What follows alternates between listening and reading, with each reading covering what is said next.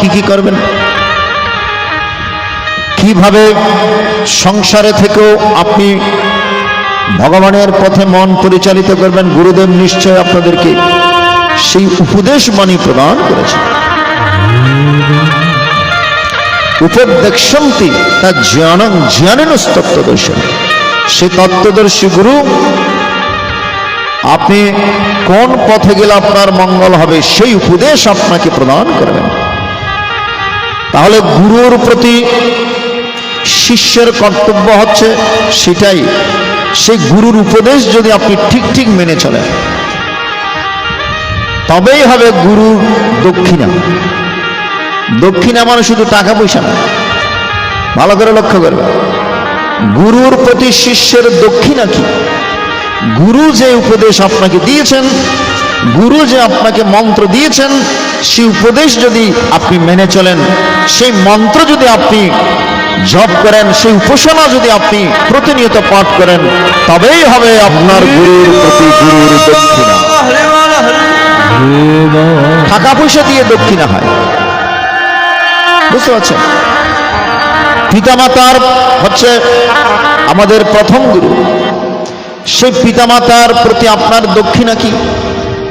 সে প্রথম গুরুর প্রতি আপনার দক্ষিণা কি? যদি আপনি পিতামাতার কথা অবাধ্য হন, না শুনেন, সেটা দক্ষিণা হবে না। যদি আপনি পিতামাতার উপদেশ যদি আপনি মেনে চলেন, সেটাই হবে পিতামাতার প্রতি আপনার দক্ষিণা। গুরুর উপদেশ যদি আপনি মেনে চলেন, এটাই হবে আপনার গুরুর প্রতি দক্ষিণা। এটা গেল গুরুর প্রতি শিষ্যের কর্তব্য। এখন শিষ্যের প্রতি গুরুর কর্তব্য, এটা আমরা গীতা থেকে শিক্ষা পাই। আমরা মাটির মানুষ, যখন মাটিতে আছাড় খাই, সাধন পথ থেকে যদি আমরা বিচ্যুত হয়ে যাই, আমরা মোহগ্রস্ত হয়ে যাই, প্রকৃত গুরুদেব শিষ্যকে উপদেশ বাণী প্রদান করবেন এবং সৎ উপদেশ দিয়ে আবার সাধন পথে পরিচালিত করাই হচ্ছে গুরুর আসল উদ্দেশ্য। এই জন্য আজকে অর্জুন যখন মোহগ্রস্ত হয়ে রথের মধ্যে বসে পড়লেন, তখন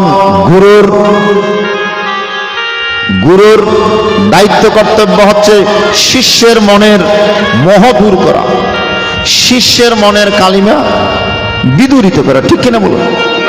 এই জন্য ভগবান দ্বিতীয় অধ্যায় এসে অর্জুনের মোহ দূর করার জন্য ভগবান বলছেন, কুতস্ত্ব কস্মলমিদম বিষমে সমপস্থিতম অনার্যষ্টমস্বর্গম অকীর্তিম পরমার্থমস্মগমঃ পার্থ ন তত্ত্বৈব বদ্যতে ক্ষুদ্রং হৃদয় দৌরবল্লং তত্ত্বুত্তিষ্ঠ পরন্তম। এই দুইটি শ্লোক হচ্ছে গীতার সঞ্জীবনী মন্ত্র। এই দুইটি শ্লোক কি মা? গীতার সঞ্জীবনী মন্ত্র। সবাই গীতা পাঠ করেন তো?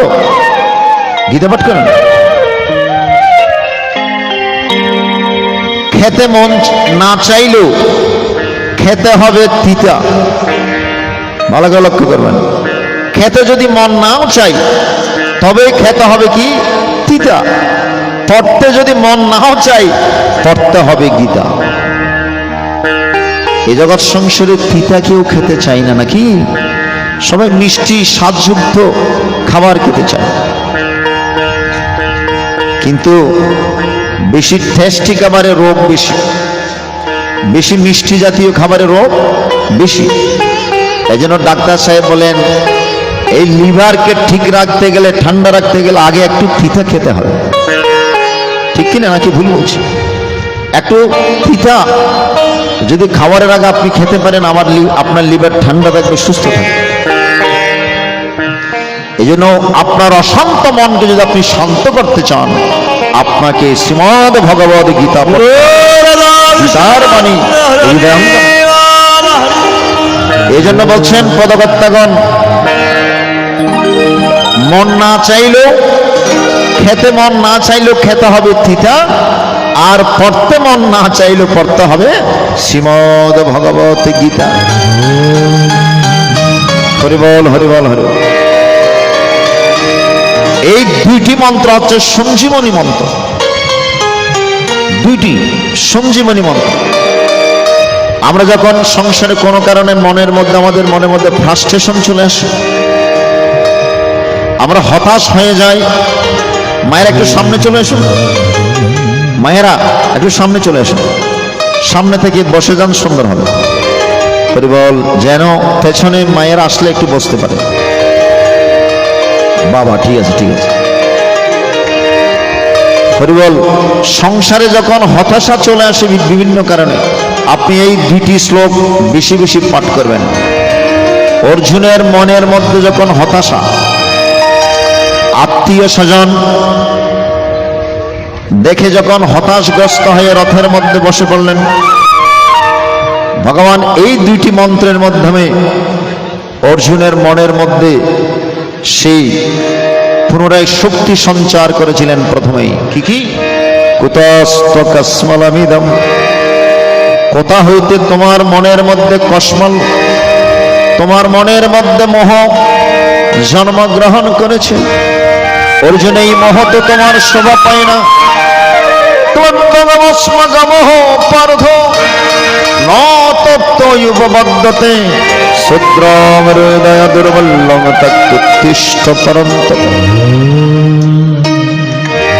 তুমি ক্লীবতা পরিত্যাগ করো,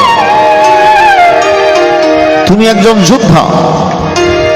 যোদ্ধার ধর্ম ক্লীবতা নয়, কাপুরুষতা নয়। এই সংসার আপনারা এক একজন যোদ্ধা। এই সংসার আমরাও যদি মায়াগ্রস্ত মোহগ্রস্ত হয়ে রথের মধ্যে আমরা এই সংসার মধ্যে আমরা পড়ে থাকি, তাহলে আমাদের যে উদ্দেশ্য নিয়ে পৃথিবীতে আসা সেই উদ্দেশ্য সফল হবে না। ঠিক কিনা বলুন? একজন অর্জুনের মাধ্যমে সমগ্র মানব জাতিকে ভগবান ডাক দিয়েছেন, মায়ার খেলা ছাড়ো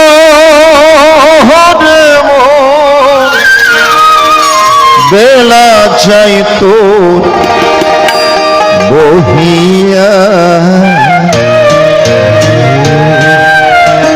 ওমা, সময় এবং স্রোত কারোর জন্য অপেক্ষা করছেন।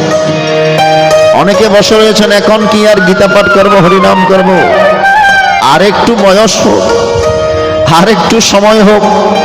দেখুন, আজ নয় কাল, কাল নয় পরশু, পরশু নয় পরের দিন, পরের দিন নয় পরের দিন। এই যে কাল কাল কাল কাল করতে করতে কখন যে কাল আপনাকে নিয়ে যাবে আপনি টেরও পাবেন। ঠিক কিনা? এই জন্য অবহেলায় সময় ক্ষেপণ করার মতো সেই সময় নেই। সময় থাকতে ভগবানকে ডেকে নিতে হবে। সময় চলে গেলে আমাদেরকে পস্তাতে হবে। হরিবল হরিবল হরিবল। মায়ার খেলা ছাড়ো রে মন, বেলা যাই তো বহিয়া। মায়ার খেলা ছাড়ো রে মন, বেলা যাই তো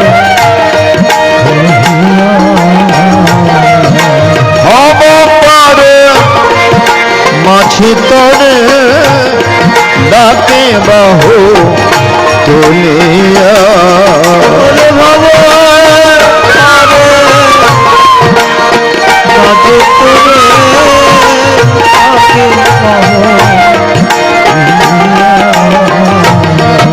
মায়ার খেলা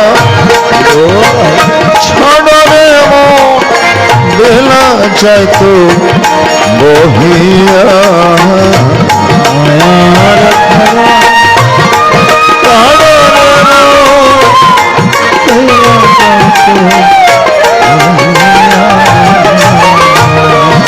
আগে দেহে স্বভাব ছাড়ো,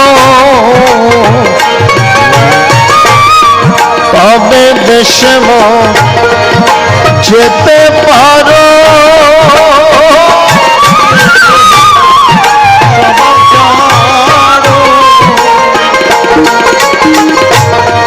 তবে দেশে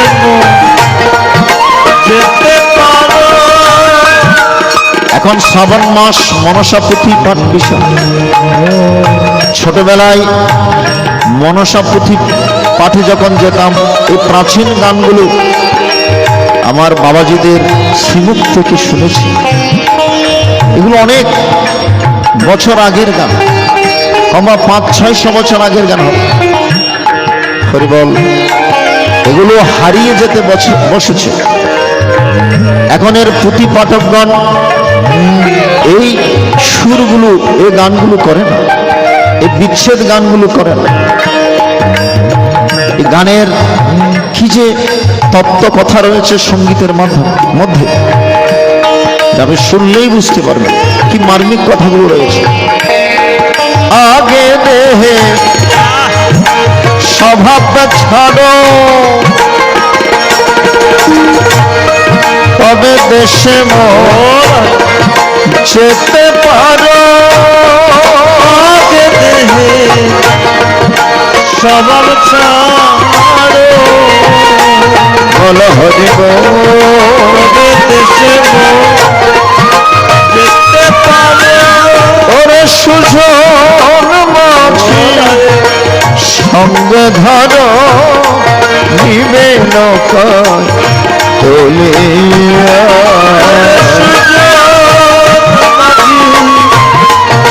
সঙ্গে ধরো, নিবে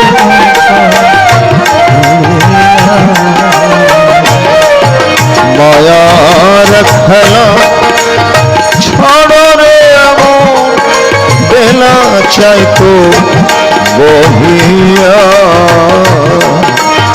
মায়ার খেলা ছড়ো রে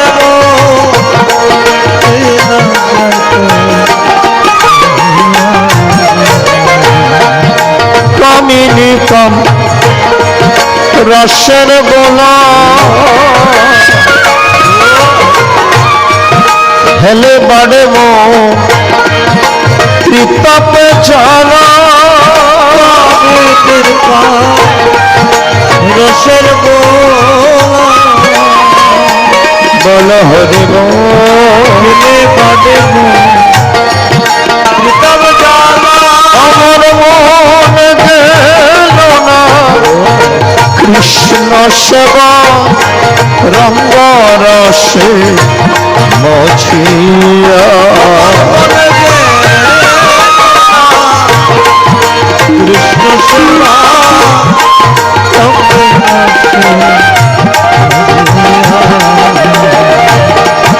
মায়ার খেলা বেলা যাইতো বহিয়া।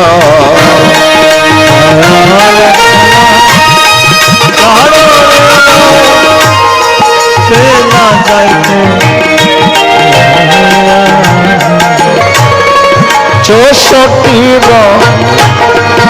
সদের পাড়ি বেলা গেছে ভাই দণ্ড ছাড়ি। চৌষট্টি সদের পাড়ি বেলা গেছে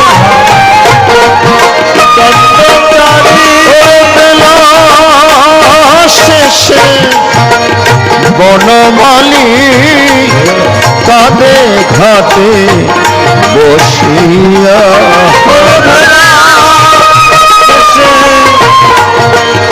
বনমালী কাঁদে ঘাটে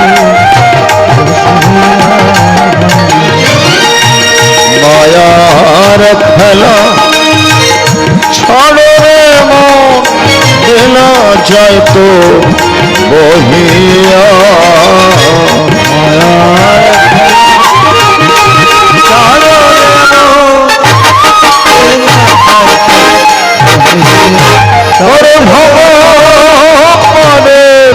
মাঝে তোরে ডাকে বাহ তুলিয়া।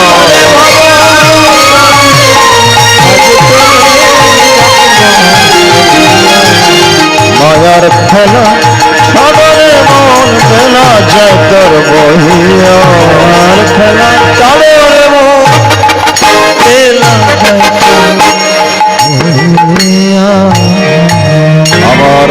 মন গেল না কৃষ্ণ সেবায়, রঙ্গরসে মজিয়া আমার মন সহজে শ্রীকৃষ্ণ পথে ভগবানের পথে যায় না। মন বড়ই চঞ্চল, চঞ্চলং হি মনঃ কৃষ্ণ প্রমাথি বলভদ্রম তৎসহং নিগ্রহং মন্যে বায়ুরীব সুদুষ্করম। অর্জুনের এই জায়গায় গিয়ে প্রশ্ন, আমি তো অনেক চেষ্টা করছি আমার মনকে তোমার চরণে সমর্পণ করার জন্য, কিন্তু আমি তো পারছি না। এটা আমাদের সকলের মনের প্রশ্ন নাকি? আমরা সকলেই চাই মনকে একটু ভগবানের চরণে দেওয়ার জন্য, কিন্তু প্রভু না, আমি তো পারছি না, আমার মন বড়ই চঞ্চল। চঞ্চলং হি মনঃ কৃষ্ণ প্রমাথি বলভদ্রম। বায়ুর গতির চাইতে মনের গতি তো অনেক বেশি। এই মনকে কিভাবে তোমার চরণে আমি স্থির করতে পারবো একটু বলুন প্রভু, একটু বলো প্রভু। ভগবান বলছেন মন যে চঞ্চল, মন যে এক জায়গায় বসেন এটা আমি ভালো করে জানি। মন মাছির মতো। মন কিসের মতো মা? মাছির মতো। মাছি কখনো মিষ্টিতে বসে, আবার পরক্ষণে বিষ্ঠাতেও বসে, ঠিক কিনা বলুন? মাছি কখনো মিষ্টিতে বসে, আবার কখনো বিষ্ঠাতেও বসে। মনও সেরকম, কখনো ভালোর দিকে যায়, আবার কুসঙ্গে পড়লে খারাপের দিকেও যায়।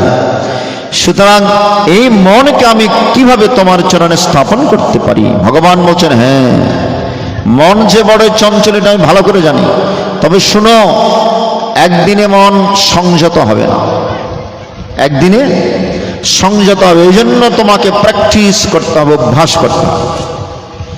আমার মায়েরা যখন নতুন নতুন শ্বশুর বাড়িতে এসেছেন, রান্না বান্না একদিনে শিখেছেন, এই জন্য টাইম লেগেছে। যারা বাপার বাড়িতে শিখেননি রান্না বান্না, বিভিন্ন কাজ সংসারে, শ্বশুর বাড়িতে একটু একটু শাশুড়ি মায়ের কাছ থেকে একটু একটু শিখে তারপর পাকা রাঁধুনি কিংবা সংসারে হয়ে গেছে।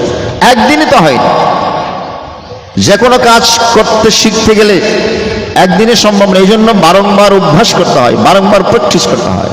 সুতরাং অর্জুন, এই মনকে সংযত করতে চাইলে একদিনে সম্ভব নয়, এই জন্য তোমাকে অভ্যাস করতে হবে এবং তোমাকে সাধুগুরু বৈষ্ণবের সঙ্গ করতে হবে, ভক্ত সঙ্গ করতে হবে, গীতাবাসরে যেতে হবে, ভক্তের সাথে মিশতে হবে এবং ভগবানের কথা শ্রবণ করতে হবে, কৃষ্ণ কথা শ্রবণ করতে হবে। তবে আস্তে আস্তেই অসংযত মন সংযত হবে। আমাদের মন অসংযত, আমাদের ইন্দ্রিয়গুলো বহির্মুখী। তো ভগবান বলছেন বহির্মুখী ইন্দ্রিয়কে অন্তর্মুখী করো। সর্বদ্বারানি সংযম্য মনোহৃদে নিরধ্যছ মূর্ধন্যাধ্যাত্মন প্রণমাস্থিত ধারণম। সর্ব ইন্দ্রিয় দ্বার সংযত করো। আমাদের সমস্ত ইন্দ্রিয় অসংযত।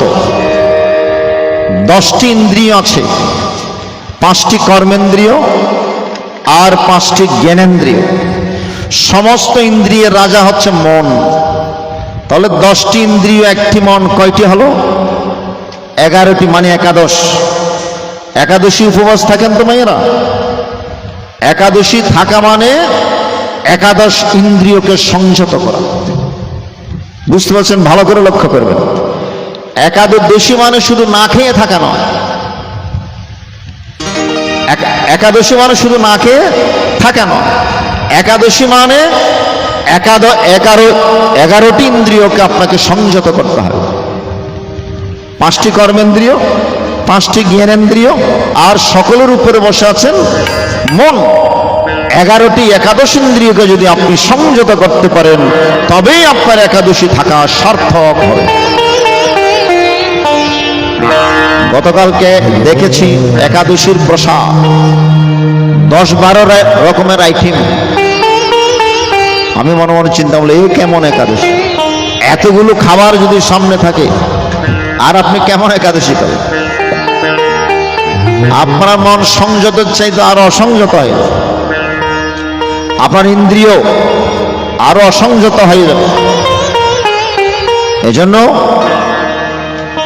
একাদশী মানে 11টি ইন্দ্রিয়কে, একাদশ ইন্দ্রিয়কে সংযত করার নাম হচ্ছে একাদশী। সুতরাং অর্জুন বহির্মুখী মনকে অন্তর্মুখী করতে হবে এবং ইন্দ্রিয়গুলোকে সংযত করতে হবে। আপনি প্রত্যেকটা ইন্দ্রিয় ভগবানের কাজে সেবায় লাগিয়ে দিতে পারেন। আপনার চোখ, এই যে চোখ একটা ইন্দ্রিয়, আপনার এই নয়ন দিয়ে আপনি ভগবানের সেবা করতে পারেন। এই নয়ন দিয়ে ভগবানের চরণ দর্শন করে ভগবানের সেবা হয়। আপনি কান দিয়ে ভগবানের সেবা করতে পারেন, কানও একটা ইন্দ্রিয়। এই যে আজকে গীতা বাসরে বসে হরি কথা শুনছেন, কৃষ্ণ কথা শুনছেন, তাহলে কানের মাধ্যমে আপনার কৃষ্ণর সেবা, কৃষ্ণ সেবা হয়ে গেছে। এই যে পায়ে হেঁটে আপনি এসেছেন, এটার মাধ্যমেও ভগবানের সেবা হচ্ছে। আপনি দুহাত তুলে যে হরিবাসর বসে আপনি দুহাত তুলে ভগবানের নাম কীর্তন করছেন, আপনি হাত দিয়ে ভগবানের সেবা হয়ে গেছে। এই যে প্রত্যেকটি অঙ্গকে আপনি ভগবানের সেবায় লাগিয়ে দিতে পারেন। যে আমার মায়ের উলুধ্বনি দিচ্ছেন, এটাও একটা কৃষ্ণ সেবা। উলু মানে, উ মানে হচ্ছে কৃষ্ণ, লু মানে হচ্ছে রাধা। যে মা উলুধ্বনি দিচ্ছেন সে মা রাধা কৃষ্ণের নাম উচ্চারণ, তাহলে উলুধ্বনির মাধ্যমে কৃষ্ণ সেবা হয়ে যাচ্ছে, ভগবানের সেবা হয়ে যাচ্ছে। এই যে প্রত্যেকটা ইন্দ্রিয় এইভাবে যদি আমরা কৃষ্ণ সেবায় লাগিয়ে দিতে পারি, আমাদের মানব জীবন সার্থক হবে, আমাদের মানব জীবনটা সুন্দর হবে। হরিবল হরিবল হরিবল। এই জন্য অর্জুনের মাধ্যমে ভগবান আমাদের নির্দেশনা দিয়েছেন কিভাবে এই মনকে সংযত করা যায়। আপনাকে বেশি বেশি কি বললাম, সৎসঙ্গ করতে হবে, সাধু সঙ্গ করতে হবে। লালন সাহেব এই জায়গায় সুন্দর একটি গান করেছেন, না করলে না। যদি তরিতে বাসনা থাকে ধর রে মন সাধু সঙ্গ, ভজ রে আনন্দের গৌরঙ্গ। ধর রে মন সাধু সঙ্গ, ভজ রে আনন্দের গৌরঙ্গ। বলছেন যদি তরিতে বাসনা থাকে, যদি আপনি মুক্তি পেতে চান, তাহলে আপনাকে অবশ্যই সাধু গুরু বৈষ্ণব ভক্তের সঙ্গ করতে হবে। সৎসঙ্গে স্বর্গবাস, অসৎসঙ্গে সর্বনাশ। এই জন্য কখনো কুসঙ্গ করা চলবে না। আপনি সারা জীবন সৎসঙ্গ করে যা অর্জন করেছেন, 1 সেকেন্ডের মধ্যে সব বিসর্জিত হয়ে যাবে যদি আপনি কুসঙ্গ করেন।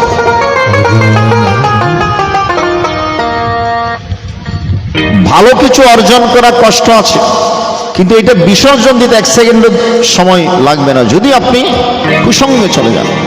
এই জন্য মাথায় রাখতে হবে সবসময় যেন আমরা সৎসঙ্গে থাকতে পারি, সজ্জন সঙ্গ যেন আমরা করতে পারি।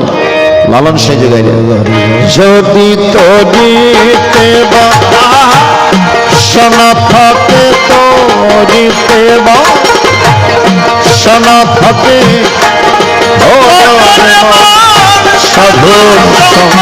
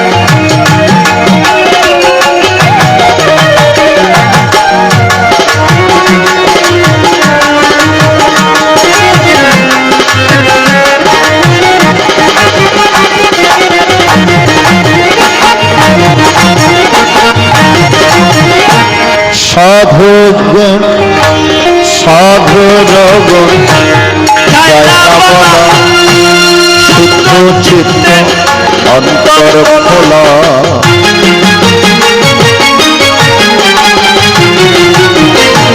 সাধুর গুণ যায় না বলা, শুদ্ধ চিত্ত অন্তর খোলা।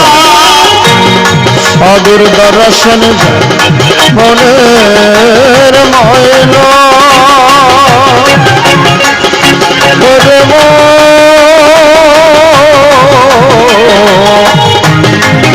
ওরে মন সাধুর দর্শন যায় মনের ময়লা, পরশে হয় প্রেম করা। দর্শনে যায় মনের ময়লা, পরশে হয় প্রেম তরঙ্গ। ভজনে আনন্দের গৌরঙ্গ, সাধু সঙ্গ ভজনে আনন্দের গৌরঙ্গ।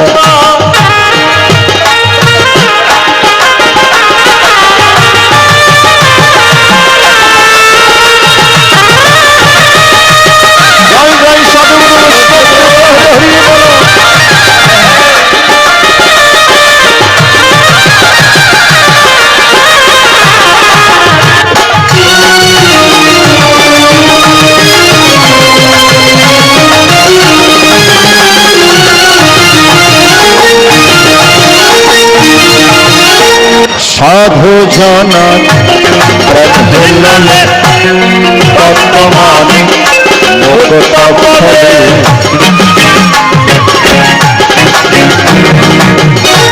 সাধু জনন প্রভেলনে তত্ত্বমানে মুক্তফলে। সাধু যারে দয়া করে, ওরে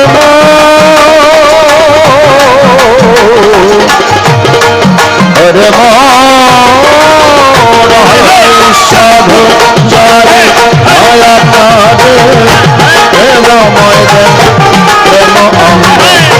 সাধু যারে দয়া করে, প্রেমময় দেন প্রেম অঙ্গ।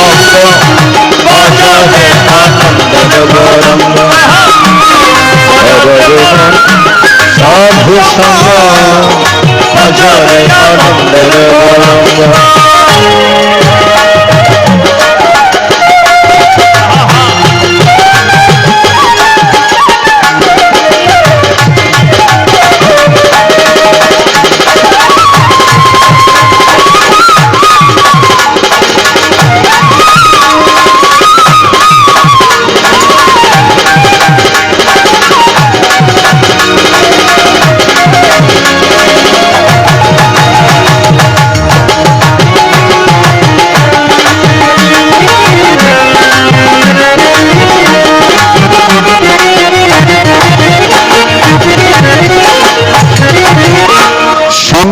গুণে তোমার রং ধরবে, পূর্বের সভা দূরে যাবে।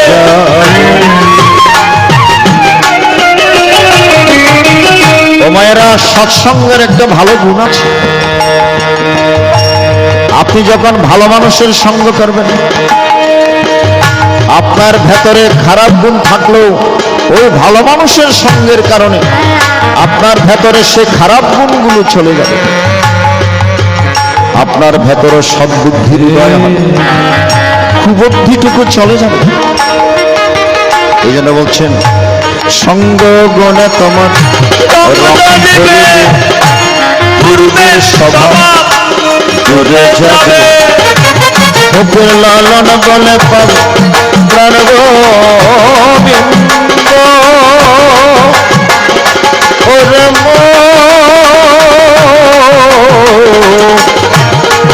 ওরে মন লালন বলে প্রাণ গোবিন্দ, সৎ সঙ্গ লালন বলে পদ প্রাণ গোবিন্দ, সৎ সঙ্গ আনন্দের গৌরঙ্গ। সঙ্গ যদি করিতে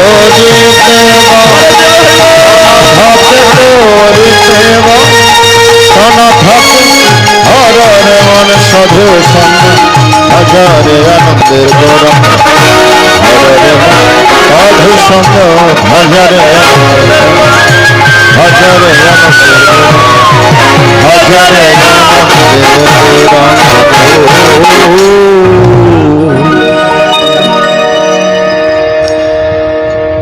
হরিবল হরিবল হরিবল। এজন্য গীতায় ভগবান অর্জুনের মাধ্যমে আমাদেরকে শিক্ষা দিয়ে গিয়েছেন। দ্বিতীয় অধ্যায়ে সে আত্মতত্ত্বের কথা বললেন, তৃতীয় অধ্যায়ে সে কর্মযোগের অবতারণা করলেন। কর্মণ্যেবাধিকারস্তে মা ফলেষু কদাচন। তুমি কর্ম করবে কিন্তু ফলের আশা ব্যতি রেখে। যেই কর্মের মধ্যে আমার আমিত্ব আছে সেখানেই বন্ধন ঘটে। যেই কর্মের মধ্যে ভগবানের প্রতি সমর্পণ আছে সেই কর্মের মধ্যে মুক্তি আছে। সে কর্ম করো, কর্মের বন্ধন থেকে আপনি মুক্তি লাভ করতে পারবেন। এই জন্য সমস্ত কর্মফল ভগবানের চরণ অর্পণ করুন। ফল দেওয়ার মালিক ভগবান।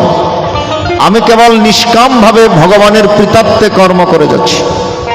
এটা চাকরি হোক, ব্যবসা বাণিজ্য হোক, কাজকর্ম হোক, সমস্ত কাজকে গোবিন্দের কাজ মনে করুন। সমস্ত কর্মকে ভগবানের কর্ম মনে করুন, তাহলে তাতে আপনার কোনো বন্ধন ঘটবে না। এই কর্মের মাধ্যমেও, কর্মযোগের মাধ্যমেও আপনি ভগবানের সেবা করতে পারবেন। ভগবান বলছেন তুমি কিছু পারো কি না পারো, আমাকে ডাকতে পারো কি না পারো, কিন্তু আমার নিমিত্তার্থে তুমি কর্ম করো, তাতেও তুমি আমাকে লাভ করতে পারবে। তুমি কর্মের ফল পরিত্যাগ করো, তুমি নিষ্কাম ভাবে কর্ম করে যাও। ভগবানকে পেতে গেলে যে জিনিসটা দরকার সেটা হচ্ছে নিষ্কাম ভালোবাসা। ভগবান আর কিছু চান না আমাদের কাছ থেকে, একটু নিষ্কাম ভালোবাসা চান, একটু নিষ্কাম ভক্তি চান। এই যে নবম অধ্যায় বলছেন পত্রং পুষ্পং ফলং তোয়ং ইয়ো মে ভক্ত্যা প্রয়চ্ছতি তৎঅহং ভক্তপুরদমস্নমি প্রয়ততম। অর্জুন, তুমি আমাকে পত্র, পুষ্প, ফল, জল যা দাও না কেন ওইদিকে আমার লক্ষ্য নেই। আমার লক্ষ্য হচ্ছে তোমার মনের প্রতি, তোমার ভক্তির উপর, তোমার ভাবের প্রতি। জড় বস্তুর দিকে ভগবানের লক্ষ্য নাই, ভগবানের লক্ষ্য হচ্ছে আপনার মনের প্রতি। এজন্য অর্জুন, তুমি আমাকে যা দাও না কেন, কিন্তু তোমার কাছ থেকে আমি একটা জিনিস চাই, সেটা হচ্ছে তোমার মনটুকু আমি চাই। কোথায় বলেছেন? নবম অধ্যায়ে। মন মনা, আমাকে আগে মনটা দিয়ে দাও, আর কিছু চাই না, তোমার মনটুকু আগে আমাকে দাও, তবেই তুমি আমার ভক্ত হবে। মনমনা ভবমদ ভক্ত। তারপর মত ইয়াজি, তারপর আমাকে ভজন করার তোমার মন মানসিকতা তৈরি হবে, আমাকে ডাকার একটা অনুভূতি তৈরি হবে যদি আমাকে মনটা দাও। মন না দিলে, মন না দিয়ে যাহা করি তাহা কিন্তু লৌকিক, লোক দেখানো ছাড়া আর কিছু না। আগে আমাকে মনটা দাও, তারপর আমার প্রতি ভক্তি আসবে, তারপর আমার প্রতি তোমার যে ডাকা, আমার ভজনা, সেটা তোমার সার্থক হয়। মন মনা ভবমদ ভক্তমত ইয়াজি নমস্কুরু, তবে আমার প্রতি তোমার মাথা নত হবে। এমনি এমনি মাথা নত হবে, ঠিক কিনা বলুন? এই জন্য তুমি আগে আমাকে মনটা দাও। এই জন্য ভগবানের চরণে যদি আমরা মনটা দিতে পারি, আর কিছুই দরকার নাই। হরিবল হরিবল। আরো কথা হবে, চলুন আমরা গীতা থেকে আরো কিছু অধ্যায় আমরা পাঠে মনোনিবেশ করি। তারপর মায়ের গান হবে। আজকে যেহেতু মায়ের অনুষ্ঠান, মায়ের গান হবে। গীতার আরো কিছু আলোচনা, আমরা আলোচনায় যাব। আপনি একাগ্র চিত্তে শেষ পর্যন্ত এই গীতা বসরে বসে গীতা শ্রবণ করবেন। গতকালকে অত্যন্ত বৃষ্টি ছিল, রাত্র বৃষ্টি ছিল, কিন্তু গুরু কৃপায়, ভগবানের কৃপা আজকে ফকফকা রোদ। এটা কর্তৃপক্ষে এই যে আশা করেছিলেন এইরকম একটা দিনে যেন এই অনুষ্ঠানটা হয়। কারণ বৃষ্টি হলে তো, বর্ষাকালে তো বৃষ্টি হওয়া ভালো, কিন্তু বেশি বৃষ্টি হলে একটু অসুবিধা হয় অনুষ্ঠানাদি এইগুলোতে। যাই হোক, ভগবান আজকে কৃপা করেছে। আজকে সূর্যনারায়ণ উকি দিয়ে দেখছেন। যাই হোক, চলুন আমরা পুনরায় শ্রীমদ্ ভগবদ গীতায় মনোনিবেশ করব।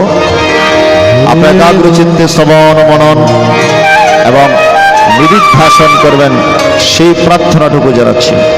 হরি বল হরি বল হরি বল, কেটে যাবি চলে রে,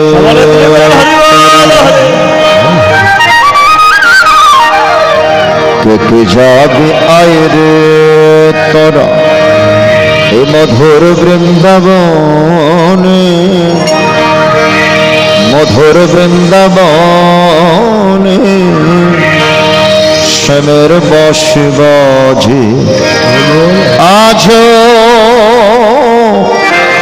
ভক্ত বৃন্দের নামে।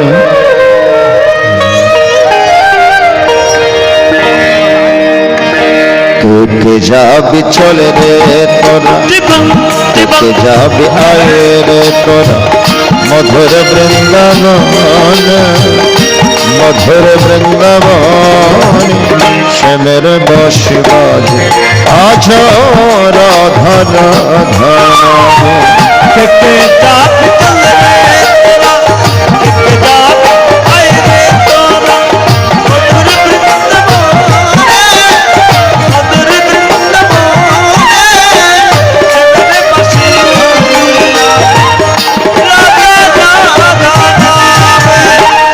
এখন সে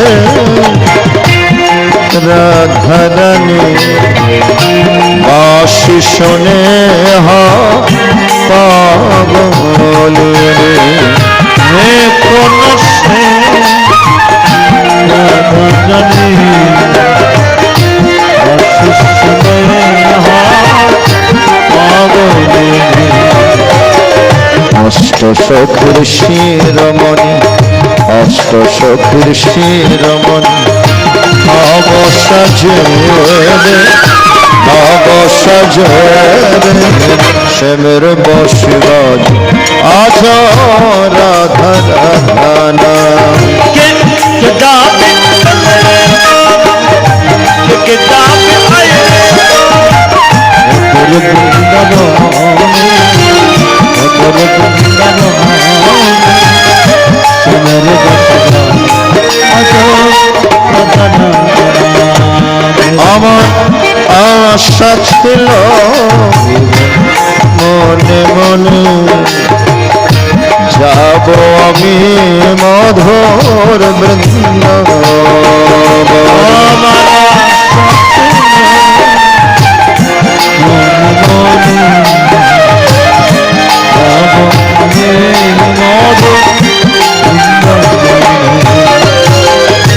বাবা পাগলার আসন, বাবা পাগলার আসন মায়ার কাছারি, মায়ার কাছারি শ্যামের বাঁশি বাজে আজ রাধা রাধা রাধে।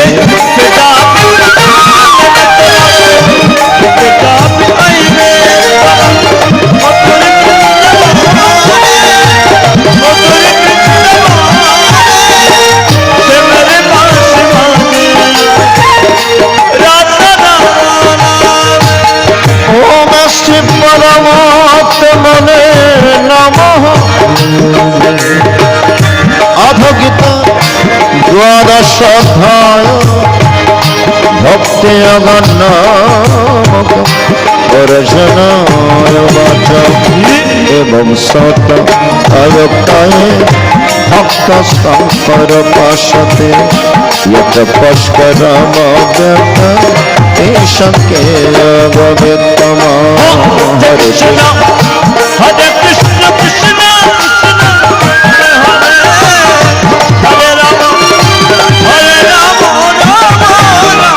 भगवान मया अविश्वमय नित्य उक्त उपासते श्रद्धया परायपतस्ते मे यक्त अममत हरे कृष्ण कृष्ण कृष्ण हरे राम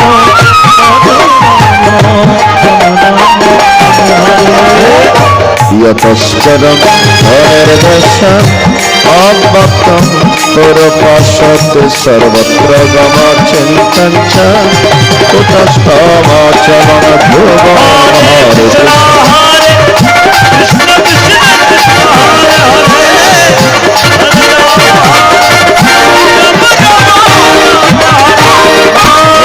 संगमन्द्रभावं सर्वत्र प्रप्तवन्तु मामेव सर्वभूतोतिरता वैशोधेकद्रष्टिसमभक्त शक्तिश अभक्ताय गतिर्दुःखं देवध्रपद एतो सर्वाणि कर्माणि मय सङ्कस्समत्परम् अनन्यनवेगणमं धन्तपाश ईशवोऽहं समर्धत्त